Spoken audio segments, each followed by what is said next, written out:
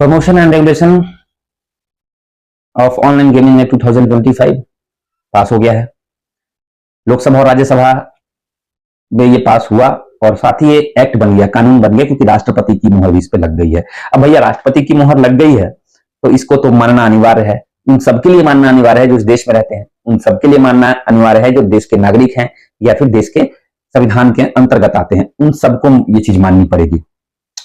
अब ये जो है प्रमोशन एंड रेगुलेशन, देखिए ध्यान दीजिए, इसके नाम में ही छुपा हुआ है बहुत कुछ।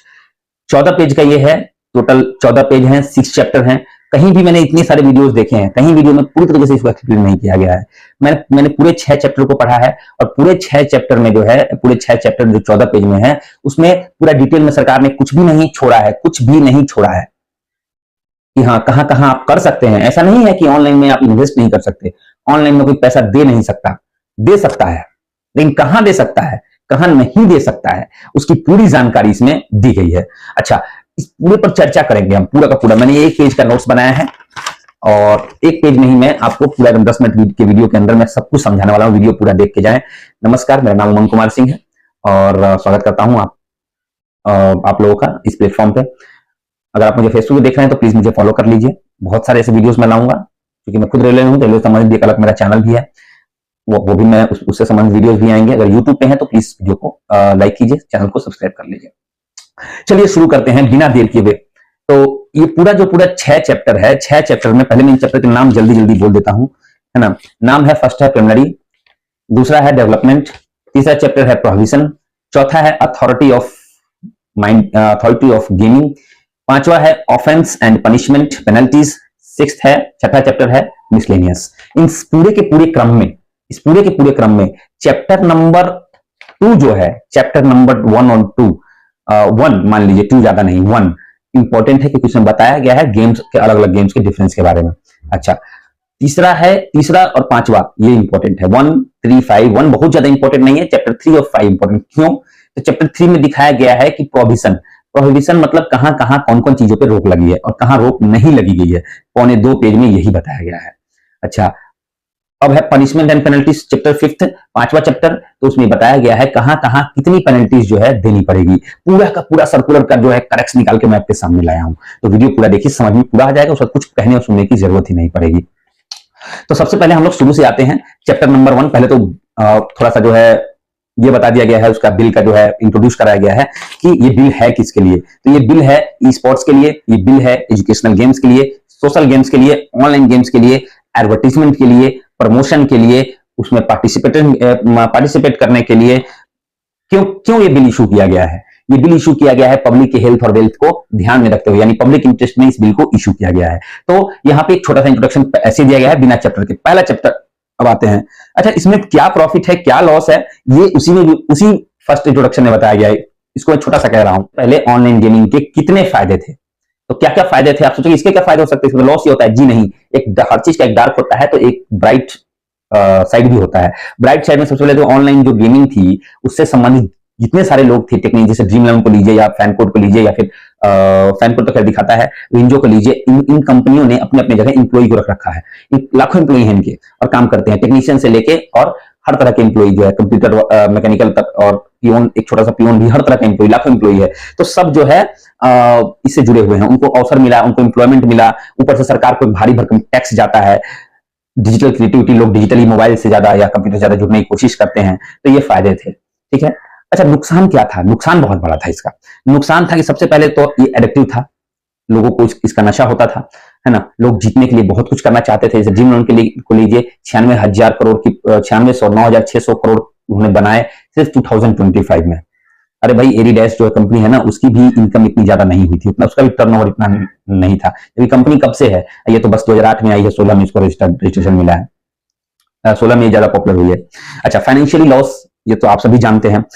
हेल्थ का लॉस, जिसको फाइनेंशियल लॉस होता था, वो हेल्थ लॉस बहुत सारे जो है डेथ, सुसाइड भी रिपोर्ट की गई थी इसके लिए। नेशनल सिक्योरिटी थ्रेट, पैसे बाहर जाते थे, है ना, और बाहर से पैसे आ जाते थे इसके अकॉर्डिंग, तो ये पैसे जो है सही जगह सरकार पास पहुंचते नहीं थे, तो ये नेशनल सिक्योरिटी थ्रेट भी था।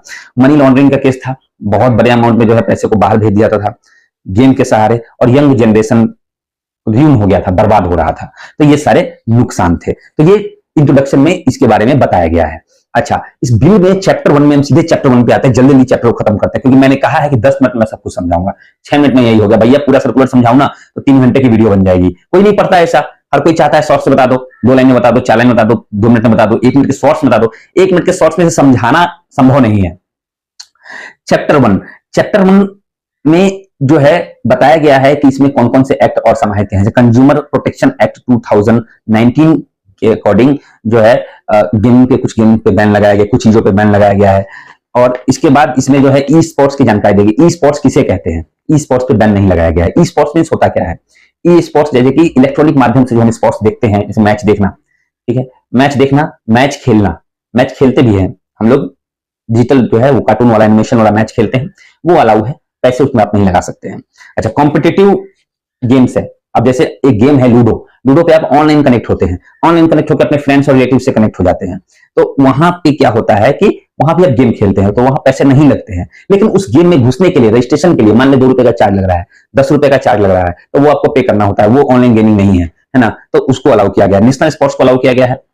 फिजिकल एक्टिविटी है, अगर आपकी कुछ दौड़ने उड़ने वाली, अगर कहीं पे किसी ने ऑनलाइन अरेंजमेंट करवाया कि भाई दौड़ने की एक्टिविटी है, प्राइस जो है 200 रुपए का प्राइस है, खाना पीना सब मिलेगा, है ना, आपको भेज दिया जाएगा ऑनलाइन के माध्यम से खाना, और आप इसमें जो है अपने अपने रिपोर्टिंग दर्ज करिए, कौन कितने कम में दौड़ता है, इस तरह की कुछ अगर एक्टिविटी हो तो वो भी अलाउ है। देखिए कैसे गवर्नमेंट ने एक एक चीज को कैटेगराइज किया है। उसके लिए अगर पेमेंट लगता है, कुछ रजिस्ट्रेशन फी लगता है, one time payment, not time to time, one time payment लगता है तो वो अलाउ है। रजिस्ट्रेशन फी लगता है वो अलाउ है। वहां पे कोई बेटिंग नहीं होनी चाहिए, मतलब 2 के 4, 4 के 8, 8 के 16, ऐसी कोई बेटिंग नहीं होनी चाहिए हर गेम पे। कोई स्टेक नहीं होना चाहिए। स्टेक का मतलब होता है कि हमने एक बार लगा दिया, हाँ आज ये जीतेगा, हमने गेस कर दिया, वो नहीं होना चाहिए। तो इसको जो है आगे बढ़ाने के लिए इस चीज को जो है कंप्लीट चैप्टर 1 में बताया गया है, कौन कौन सी चीजें ई स्पोर्ट्स में आती है, कौन कौन चीजें ऑनलाइन गेमिंग में आती है ना। सोशल गेम, सभी सोशल गेम अलाउ है, उस पर बैन नहीं लगाया गया है, ठीक है, जिसपे सब्सक्रिप्शन लगता है। मान लीजिए क्रिकेट का आपने सब्सक्रिप्शन लिया है, 499 रुपए एक बार में लग गए आपके। कोई कंपनी है जो क्रिकेट एनिमेशन में खिलवाती है, आपको क्रिकेट में जानकारी मिलती है, ऐसे जैसे कि क्रिक बज है, फैन कोड है, इस सबका सब्सक्रिप्शन आता है भाई, इस सबका ESPN स्पोर्ट्स है, इनका ऐप है, इसका सब्सक्रिप्शन आता है। सब्सक्रिप्शन लेंगे तो आप सब्सक्रिप्शन लेने पर आपको जो है वो डिटेल में बताएगा मैच के बारे में, और कहाँ पे क्या हो रहा है, या फिर बार बार आपको अलर्ट देगा, मैसेज देगा कि हाँ स्कोर कितना हुआ। कुछ लवर्स हैं क्रिकेट लवर, तो उसके लिए कोई भी गेम बैन नहीं है। सोनली इंटरटेनमेंट पर्पज से अगर कोई गेम किया गया है तो वो भी अलाउ है। तो यहाँ पे एक चीज और, किसी कंपनी के द्वारा, किसी इंडिविजुअल के द्वारा, किसी फर्म के द्वारा हो सकता है, किसी एसोसिएशन के द्वारा हो सकता है, या कोई स्टेट के द्वारा हो सकता है। कोई स्टेट कहता है, अगर तेलुगु में आंध्र प्रदेश कहता है, वहां पर ब्लॉक है, अलाउ नहीं है, ऐसा था। सभी स्टेट में चल रहा था, सभी स्टेट में चल रहा था, लेकिन आंध्रा जैसे स्टेट और कुछ और 1-2 स्टेट थे, जैसे तमिलनाडु में 12 बजे का बैन था, तो कुछ ऐसे स्टेट जहां पे बैन किए गए थे, है ना, तो चल रहे में स्टेट बैन कर सकते हैं, लेकिन बैन में स्टेट खुद में लागू नहीं कर सकते, मतलब कोई स्टेट भी इसे नहीं चला सकती, उसको भी ये रूल मानना पड़ेगा। तो चैप्टर 1 में ये चीजें बताई गई है, बहुत अच्छे से आपको समझ में आ रही होगी। चैप्टर 2 क्या है? चैप्टर 2 मैंने कहा डेवलपमेंट, इसका विकास कैसे किया गया है। इसमें ज्यादा कुछ हमारे लिए नहीं है, लेकिन बस एक्सप्लेनेशन है। उसमें जो है ये गवर्नमेंट के द्वारा जो है इसको अलाउ किया जाएगा टाइम टू टाइम। अगर कुछ ऐसा होगा, कुछ सुधार होगा तो गवर्नमेंट ही कर सकती है, खुद से नहीं नियम बना सकते हैं इस पर, बस सीधी सी बात है, ठीक है। रेगुलेशन आप जो है गवर्नमेंट कर सकती है, कुछ भी ऐसा चीजें करनी हो तो गवर्नमेंट ही करेगी, और दूसरा कोई इस पे नियम निर्धारित नहीं कर सकेगा। चैप्टर 3 बहुत ही इंपॉर्टेंट है, प्रोविजन। तो प्रोविजन ऑलमोस्ट आप समझ रहे होंगे, कोई भी ऐड नहीं करेगा इसका। कहां कहां रोक है? ऐड करने पे रोक है, कोई ऐड नहीं करेगा, बेट नहीं लगाएगा या लगवाएगा, ऑनलाइन मनी गेम नहीं करेगा, जैसे फोन पे बोल देते हैं ना कि हाँ इतने पे इतना लगा लो, इतना पकड़े जाने पे सजा है, उसकी सजा हम आगे देखेंगे चैप्टर 5 में। यहाँ पे कोई भी बैंक या कोई भी फाइनेंशियल जो फर्म है वो इसमें इन्वॉल्व नहीं होगा, उसके ट्रांजेक्शन में इन्वॉल्व नहीं होगा, कोई आदमी इसमें इन्वॉल्व नहीं होगा, इन सब चीजों पर रोक है। तो ये हो गया प्रोविजन। चैप्टर नंबर 4 जो है वहां पे अथॉरिटी ऑफ ऑनलाइन गेमिंग है ना, ऐसी कोई अथॉरिटी होगी नहीं, जैसा कि चैप्टर 4 और चैप्टर 2 ऑलमोस्ट मिलता जुलता है, चैप्टर 2 से ही चैप्टर 4 निकला है।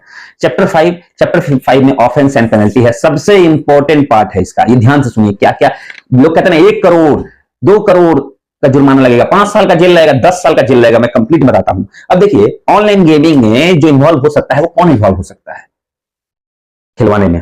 या तो कोई पर्सन होगा, या कोई इंडिविजुअल होगा, है ना, पर्सन, या फिर कोई कंपनी होगी, या फिर कोई बैंक होगा।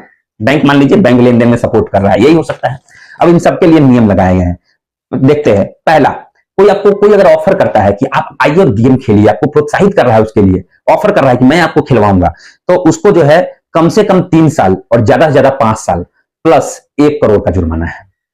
तो 3 या 5, मिनिमम 3 मैक्सिमम 5 साल की सजा और 1 करोड़ का जुर्माना। अच्छा, कोई एडवर्टाइज करता है, रोहित शर्मा जो है एडवर्टाइज करते थे फैंटेसी का, अभी करके दिखाएं। हार्दिक पांड्या करते थे, अभी करके दिखाएं। बहुत सारे सेलिब्रिटीज, अब कोई एडवर्टाइजमेंट नहीं करेगा। एडवर्टाइजमेंट करेगा तो उसको थोड़ा सजा में कमी की गई है, 2 या 3 साल, कम से कम 2 और ज्यादा से ज्यादा 3 साल प्लस 50 लाख का जुर्माना, क्योंकि खिलवा नहीं रहा है, वो बता रहा है कि खेल लीजिए आप, है ना। तो डायरेक्ट वो जो है अक्यूज नहीं है, फिर भी उसको 50 लाख या 2 या 3 साल की सजा या दोनों का प्रावधान है। अच्छा, 3 में है ट्रांजेक्शन। अब ट्रांजेक्शन कौन करेगा? बैंक। बैंक में 3 या 5 साल की सजा है और प्लस 1 करोड़ का जुर्माना है। आप कहेंगे बैंक को कैसे जुर्माना होगा? बैंक तो ईंट का मकान है। नहीं, जिसने ऑथोराइज किया होगा ट्रांजेक्शन, जो इसके लिए जिम्मेदार होगा, चाहे वो 5 लोग हो चाहे 50 लोग हो, सबको ये पनिशमेंट मिलेगा, 3 साल या 5 साल की सजा और प्लस 1 करोड़ का जुर्माना। अच्छा, ये 3 चीज कॉमन है जो सबको बता रहे हैं। और क्या चीज इसमें जो है वो अलग से है? पहला है कि दोनों चीज कर रहा है, ऑफरिंग भी कर रहा है और जिम्मेदारी ले रहा है कि मैं ट्रांजेक्शन भी करवाऊंगा, है ना। यानी मैं बैंक में ट्रांजेक्शन भी कर रहा हूं, वो खिलवा भी रहा है आपको और खुद पैसे आपसे मंगवा रहा है और पैसा आपको भेज रहा है। ऐसा व्यक्ति दोनों काम करता है। तो क्या किया गया? उसको सजा भी जोड़ दिया गया है ना। पहले क्या था? अलग अलग सजा था, दोनों सजा को जोड़ दिया गया। उसके लिए कर दिया गया कम से कम 5 साल की सजा, 5 साल से कम नहीं होगा, not less than 5, not less than 5, यानी मिनिमम 5, वहां मैक्सिमम 5 था। हालांकि 5 नहीं मिलता है, मिलेगा किसी को, लेकिन मान लीजिए, लेकिन यहां पे क्लियरली लिखा हुआ है कि 5 साल से तो कम में तुम कम जाओगे नहीं, ठीक है। और जो जुर्माना का राशि है वो 1 करोड़ से 2 करोड़ हो सकता है। देखिए, वहां पे 1 करोड़ था फर्स्ट वाले में, अब ये 2 करोड़ तक भी जा सकता है। अच्छा, अब यहां पे एडवर्टाइज तुम किए, दोबारा किए, तिबारा किए, हर बार तुम यही काम कर रहे हो, तो बार बार एडवर्टाइजमेंट करने पर जो है वो 2 + 2 यानी 4 साल की सजा हो सकती है और 50 लाख से बढ़कर 1 करोड़ तक का जुर्माना हो सकता है। केवल एडवर्टाइज एक बार कर दिया गलती से या फिर जानबूझ के तो केवल 50 लाख, लेकिन अगर दोबारा आपने कर दिया तो 1 करोड़ तक भी आपको जो है मामला जा सकता है। अच्छा, जिसने ये सब कुछ कर दिया, अब एक बहुत ही महान व्यक्ति बैठा हुआ है और सारी जिम्मेदारी लेके बैठा हुआ है कि भाई मैं जो है सारी जिम्मेदारी लेता हूं, मैं ही सब करवा दूंगा, एकदम मैं मास्टरमाइंड हूं। ऐसे व्यक्ति के लिए नॉन बेलेबल वारंट इशू होता है और सारे चार्ज लगते हैं और ऑलमोस्ट उसकी पूरी जिंदगी जो है वो और चली जाएगी जेल में। और इसे बिहार वाला शराबबंदी रूल मत समझिएगा, ये केंद्र सरकार के द्वारा लगाया गया रूल है, मोदी सरकार के द्वारा, और आज तक इतिहास में ऐसा कभी नहीं हुआ कि उसने कोई बिल लगाया हो और उसे प्रेशर में वापस लिया हो। कभी नहीं हुआ। किसान मर गए तड़पते तड़पते, नहीं लिया तो नहीं लिया, है ना। तो पूरे तरीके से, कड़े तरीके से इसको लागू किया गया है। अच्छा, कोई कंपनी अगर इसमें इन्वॉल्व होती है, मान लीजिए कोई व्यक्ति इन्वॉल्व नहीं है, कंपनी बना के रखा है, अब कंपनी में जो है रेड मारा गया, 20 लोग अरेस्ट हो गए, तो 20 पर सारा जुर्माना लगेगा, बारी बारी करके 20 पर सभी जुर्माना लगेगा। और सबसे बड़ी चीज में एक चीज लाइन में जोड़ दिया गया है, किसी को भी, जितना जुर्माना मैंने बताया, जितना जेल बताया, किसी को भी कोई जेल विदाउट हियरिंग के नहीं होगा, यानी उसको मौका दिया जाएगा अपनी सफाई पेश करने का। क्योंकि बहुत लोग ऐसे होते हैं जिनको फ्रॉड कर लिया है। मान लीजिए मेरा फोन को यूज कर रहा है, मेरा भाई यूज कर रहा है, वो कर रहा है काम, तो एक्यूज तो मैं ही बन जाऊंगा ना। तो मुझे ये हियरिंग प्रूफ करना होगा कि मैंने नहीं किया, मेरे नाबालिग भाई ने किया, तो वहां पर सजा हो सकता है कि ये हो जाए। तो ये है चैप्टर 6 में मिसलेनियस है। मिसलेनियस में जैसे गांवों में फिजिकल एक्टिविटी होती है, हमारे गांव में भी टूर्नामेंट होता है। टूर्नामेंट में एक फीस रखी जाती है, भाई सबको इतना इतना पैसा दीजिए, है ना, आपकी एंट्री हो जाएगी, ठीक है। ऑनलाइन पेमेंट हो सकता है यूपीआई के थ्रू, ऑफलाइन हो सकता है। ऑनलाइन पेमेंट हुआ तो क्या वो ऑनलाइन गेमिंग में आएगा? नहीं, वो ऑनलाइन गेमिंग में नहीं आएगा, वो एक फिजिकल एक्टिविटी है, उसमें वन टाइम पेमेंट होता है। तो इस तरह का कोई भी गेम है तो उसको जो है मिसलेनियस में रखा गया है और उस पर जो है बैन नहीं लगाया गया है। तो ये सभी चीजें जो है क्लियरली जो है बताई गई हैं। मैं सर्कुलर की कॉपी जो है पोस्ट डिस्क्रिप्शन में डाल दे रहा हूं, आपको पढ़ना हो तो पढ़ लीजिए, इंग्लिश में है, हिंदी में कन्वर्ट करके पढ़ लीजिए, गूगल ट्रांसलेट का जमाना है। और प्लीज वीडियो पे अपनी प्रतिक्रिया जरूर दीजिए। धन्यवाद दोस्तों।